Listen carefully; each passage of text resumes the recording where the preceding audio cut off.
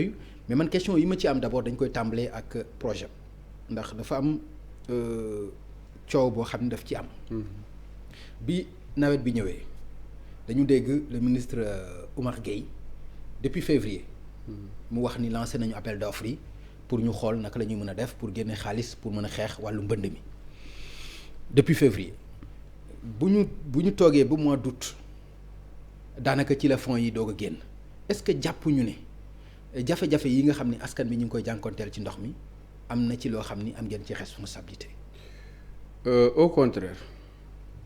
Au contraire parce que projet de gestion des eaux pluviales et d'adaptation au changement climatique président Macky Sall septembre 2012 si la organisé woon conseil présidentiel tëral projet boobu en même temps que mu tëral projet yu bëri yi mu defoon ci plan décennal bi ñu koy exécuté 2013 ba 2020 projet boobu jeex mais yeneen projet yi ñu ngi doon dox ci waa plan décennal bi yi ONAS yoroon wala yi APEX yoroon wala yeneen structure yoroon ñun bi ñu paree ñu def li ñuy wax rapport d'achèvement muy wax ne projet bi lii ak lii lañ ci def lii ak fii lañ ci toll jeex na ci rapport d'achèvement boobu ci leen proposé woon nag pour ñu formuler beneen projet muy projet bi 2 bi ko président Macky Sall gisee tombeek inondation yi amoon Kër Massar te projet 1 bi taxoon ñu régler presque 100 quartiers yu Kër Massar mu desoon quelques quartiers président Macky Sall na léegi nañ gaawantu ñu baral formulation projet 2 bi mais comme formulation projet dafay jël ay temps dafay jël yàgg mu ne ci keesu état bi ci 2021 bi dinañ ci génn loolu moo doon 15 milliards 15 milliards yi waaw loolu mooy phase d'urgence bi ñu mën a amorcer travaux yi en attendant projet bu mag bi nag di ñëw ñu mën a continuer liggéey bi. Donc 15 milliards yooyu c'était uniquement pour Kër Massar. C'est uniquement pour une partie de Kër Massar. Une partie de Kër Massar. Parce que Kër Massar waaw dëkk bu mag la léegi loolu moo tax sax président Macky Sall jël ko def ko département. commune bi ñu def ko ñaari commune parce que léegi Kër Massar ni muy màggee ak ni Touba di màggee ak ni Mbour sama dëkk boobu di màggee presque ñoom ñoo yem boo fa jëlee at ak morom ma rek da ngay gis dëkk bi parce que day doubler ci population wala en tout cas day li ciy yokk dafay bëri moo tax mu ne nañ def phase d'urgence buñ xaar formulation bi nañ continuer liggéey bi ci lañ génnee 15 milliards pour phase d'urgence bi waaye suñu liggéey yi nag moom dafa am nu muy tëddee mooy da ngay bala ngaa dem di def ay canalisation ci biir quartier ak yooyu ak bassin yi il faut nga utal ndox mi foo koy tuur bala ngaa as ndox mi. waaw mais loolu foo koy tuur fi koy tuur nag mooy nga utal ko exutoire. commencé nag di def canalisation yi bassin yi di yéeg nag jëm ca kaw. mais xam nga loolu doo ko léegi def nag loolu dafa am entreprise yu koy def. waaw bu fekkente ni.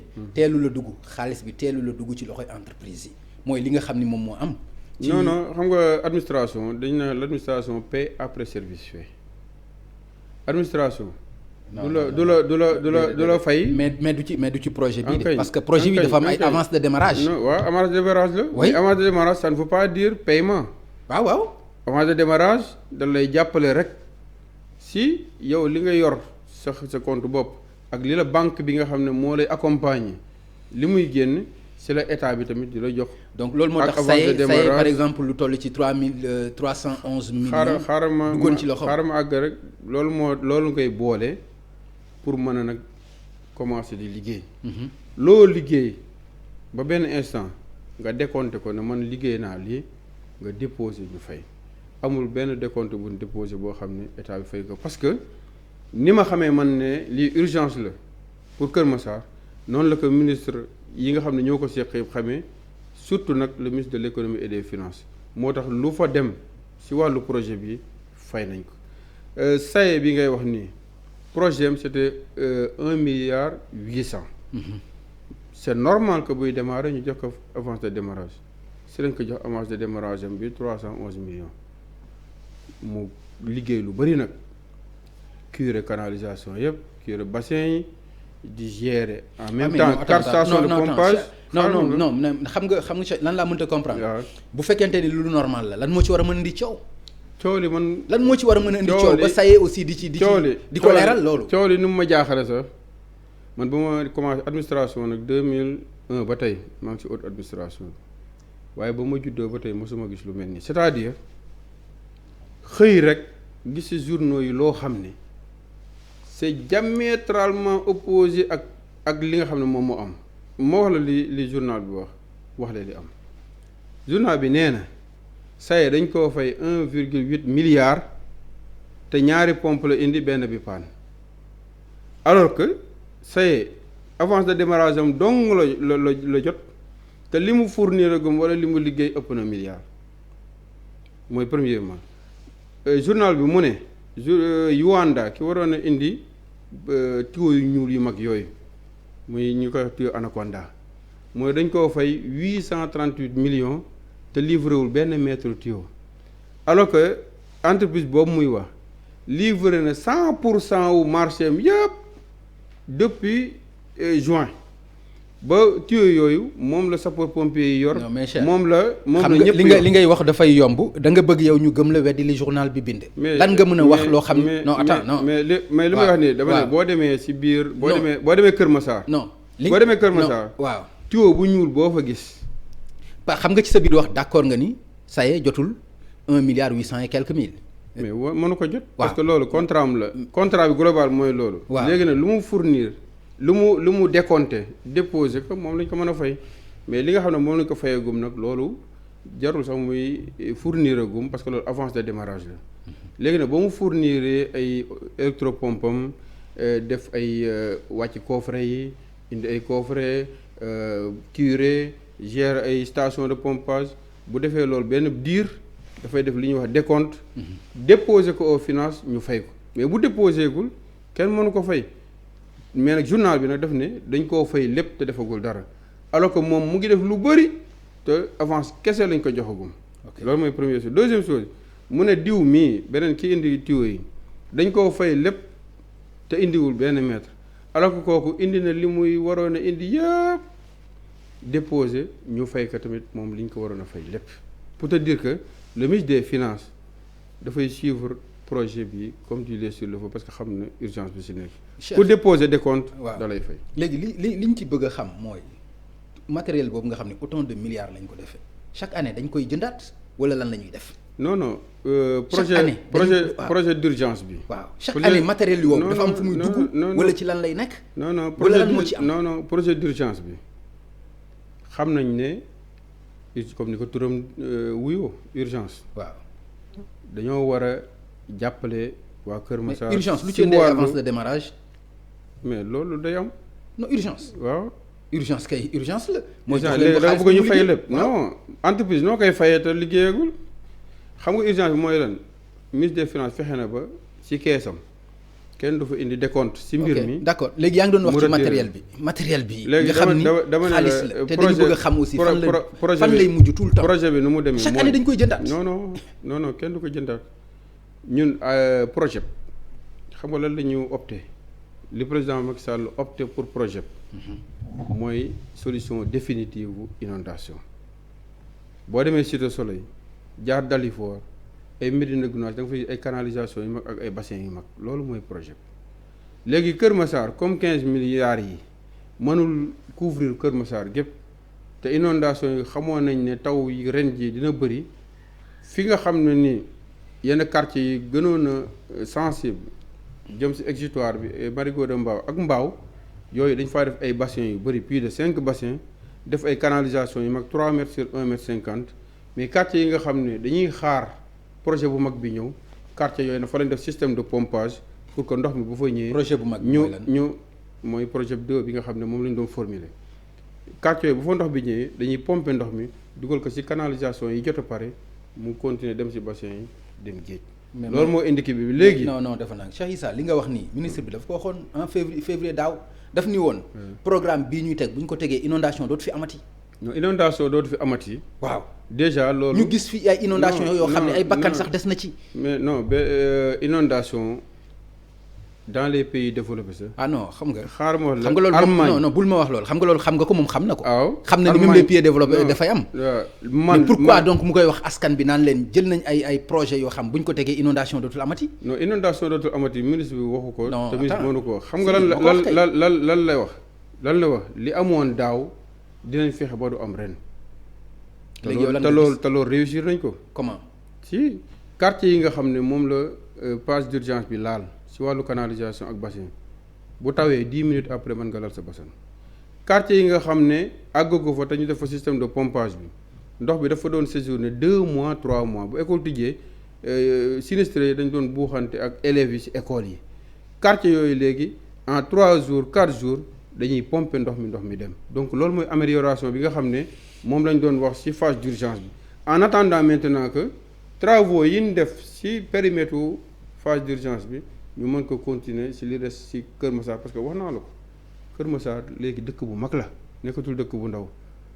projet 1 bi mais tuyaux yi nga ma wax nii par exemple ñi ngi ko jëndee plus de presque 1 milliard 800 et quelques millions nga ma wax. ak yeneen matériels yi nga xam ne dañ koy jënd. fan lay mujj lan nga ñu ci mën a wax ci loolu. déjà tuyaux yooyu seen durée de vie c'est 15 ans. ok 15 ans. waaw c'est durée de vie. sapeurs-pompiers yi lañ ko jébbal. ok te inondation mooy tuyaux yi ñuy crochante nii. waaw yi ñuy crochante yi ba pare ay tuyaux 300 la. tuyaux yooyu ni pneu mel pneu oto yi ni ñu ko defaree noonu la ñu defee pneu yi kii bi tuyaux yi mën na fanaan ci naaj bi ci taw bi ak ci lépp te du yàqu moo tax anaconda bi tur bi. c'est pas gratuit ay tuyaux yu spécial yoo xam ne nii vraiment ni ñu ko defaree noonu la léegi 15 ans lay am bu ñu régler problème Kër Massar on sait jamais état dafay préparer wu suba beneen dëkk mën na am parce que dëkk yi dañuy développer programme immobilier yi ñu ngi installé wu te dañoo nekk ci rattrapage en matière d'assainissement Sénégal pendant des décennies dañoo toogoon mbalum assainissement moom dese woon na leen intéressé ci plan décennal bi ak président Macky Sall ci la assainissement commencé intéressé état du Sénégal léegi bu ñu paree Kër Massar tuyaux yooyu ak pompe yi ñu ngi sapeur pompier fu ñu ko déggati ci Sénégal dañuy dem branché wu continuer liggéey jàppale askan wi loolu moo tax tuyaux yooyu ñu jënd ko mënoon nañ jënd tuyau boo xam ne da nga koy utiliser ren mu yàqu mu pare si oto jaar si mu xotteeku mais tuyau yi 15 ans du yëngatu du xotteeku te kenn mënu ko jam. d'accord léegi nawet bi ku ne xam nañ dafay doog a commencer de. malgré que ndox mi dafa bëri ba jaaxal leen yéen jaaxal ñëpp. mais nawet buy doog a tàmbali la. ñi ngi jëm ci ay ëllëgu nawet yoo xam ni kenn xamagul lan la. lan nga ci mën a wax askan bi ci loolu. lu mën a li ma si mën a wax mooy ci projet yi nga xam ne yow mi ngi ci sa loxo tey. projet yi ñu yor ñun. waaw ak yeneen projet yi sax parce que dañoo nekk ci benn comité national boo xam ne moom mooy de lutte contre les inondations bu Serigne Mbaye Thiam di jiite te bi ñu lancé projet plan Orsec bi ba tey Antoine Diome le ministre de l'intérieur moom moo koy jiite. li nga xam ne moom moo am actuellement boo demee Kër Massar mooy fii travaux yi jaar. bu tawee 10 minutes après mën nga lal sa bassin premièrement deuxièmement fi ñu doon def système de pompage bi biig dafa taw bi ma xëyee fajar laa dem Kër Massar maanaam dara amu fa ndox mi mu ngi dem correctement si ñu koy pomper muy dem bu dee day jóge ci kër yi lay jóge di ñëw ci tali bi oto yi di ko romb. non. dem nga Kër Massar gis nga ko gis nga saye bi ngay wax noonu. waaw ak sapeur pompier yi dañoo jël biir Kër Massar gas fa ay. kàmb yoo xam ne moom mooy attirer ndox mi ñu samp fa ay pompe yu am doole jël tuyau anaconda yi ñoom fi mu nekk nii moo comme sidit la ci yaramu nit moom lañ jël def ko ci biir Kër Massar ndox mi fu nekk la koy jëlee en cascade di koy jëlee fii yóbbu ko fii bu mu dugg ci canalisation yi nga xam ne moom la ñu réaliser gum ci fi nga xam ne projet bi laala gum na ko dafa taw démb taw bu fort Kër Massar mën nga fa dem tey ji wala nga yóbbu. non ngelaw bi nag moo gën a fort taw bi. non taw na bu baax. non ngelaw bi moo gën a fort yow tam. taw na ngelaw na waaye taw bu mu tawoon kon kenn waxatu ko. non bu tawaatee taw bu tawoon tamit système de pompage bi mu ngi fonctionner renforcer nañ ko sax bu baax a baax.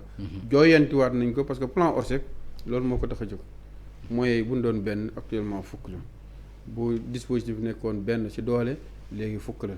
te nit ñaa ngi en veille léegi incha allah ñu ngi ci affaire bi daal di xool. waaw d'accord par exemple soo ma waxee plan d'urgence bi ci koppar yi nga xam ni président waxoon na ko 15 milliards yi ñu jógewaat fa plan Orsec 27 milliards daanaka loolu laa dégg directeur du budget Moustapha Ba wax ko boo wax ni xaalis bi sax daje na lépp yàmb na loolu yëpp nekk xaalis bu bari.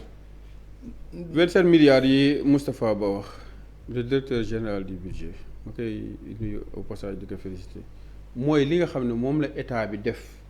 si wàllu inondation génn ko pour ren année bi yëpp dafa am lu ci ADM di exécuter am lu ci ONAS di exécuter am na si projet. mais te loolu laalewul dara 15 milliards yële de. non yooyu yëpp mooy moom ngay boole. muy 27 milliards. waaw mooy li nga xam ne nii daal. non est-ce que lépp ngay boole muy 27 milliards. moom macro lay wax moom dafa tiim ñëpp si wàllu boobu léegi nag ku nekk yow li ñu la jox moom nga xam mais moom moo xam li nga xam ne nii moo génn si budget état bi yëpp pour année bi. mooy 27 milliards yooyu. plan Orsec bi dañuy xool loo xam ne nii war nañ ko jooyantu lu ñu war a yokk lu ñu war a renforcer. ñu renforcer ko ci délai yu gaaw dafa am budget plan Orsec bi am na budget. dafa am lu ñuy wax MAP. waaw moom la ministre de l'eau et de l'assainissement di prévoir chaque année pour xeex wàllu inondation yi. mais loolu nekkul ay autant de milliards. non loolu su eggee 1 milliard 2 milliards ci la yem. loolu 2 milliards 3 la. waaw yaa ngi de 2 milliards 2 ou 2 milliards 3 parce que 2 milliards 1 milliard 7 la woon président Macky Sall yokkoon ci 500 millions muy 2 milliards 2 je crois. waaw MAP waaw. loolu nag xaalis boobu.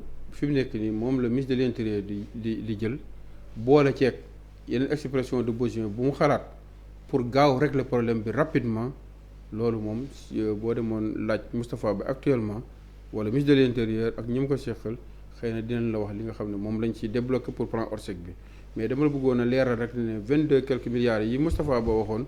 loolu mooy année bii di 2021. d'accord li état bi génn pour xeex wàllu mbënd mi. d'accord yi mu jox ko ADM yi mu jox ko beneen service boo xam ne day intervenir ci mbir mi. waaw.